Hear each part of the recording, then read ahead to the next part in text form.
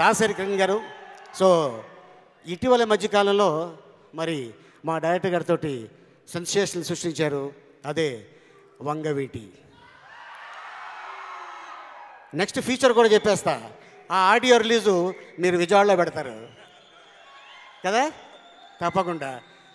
ఇక సార్ రామ్ గోపాల్ వర్మ గారు, ఇక ఆయన టేకింగ్ ఎలా ఉంటుందో మీ అందరికి తెలుసు.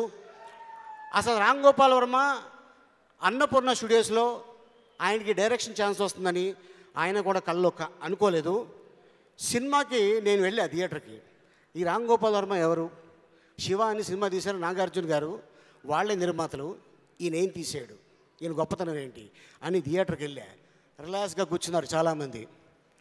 ఫస్ట్ రీల్ చూడగానే ఓహో, సెకండ్ రీల్ ఆహా, మూడో రీల్ అబ్బా, ఇలాగా 14 రీళ్లు జనాల్ని కూర్చోబెట్టి సినిమా చూసి ఎవడ బయటకు వచ్చినా కూడా అని వస్తున్నాడు. అంటే మేనియా అట్లాంటి ఆయన మామూలుడు కదా, ఆయన చూడటానికి అలా ఉంటాడు సింపుల్గా. ఒక ట్వీట్ చేస్తే అది గోల గోల అవుతుంటుంది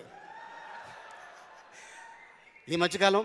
సో అద్భుతమైన చిత్రం గ్యారంటీగా అవుతుందని, అలాగే మరి మా దాసరి కిరణ్ గారు అద్భుతమైన సినిమా తీశారు, అలాగే మా సాగర్కి, అలాగే మా దయాకి ఇది పెద్ద హిట్ అవ్వాలని ఆశిస్తూ. కానీ ఈ రోజున పవర్ స్టార్ గారి బర్త్డే సందర్భంగా ఆడియో రిలీజ్ చేయడం మామూలుగా కాదు, చాలా చాలా పెట్టుకున్నాడు ఈయన.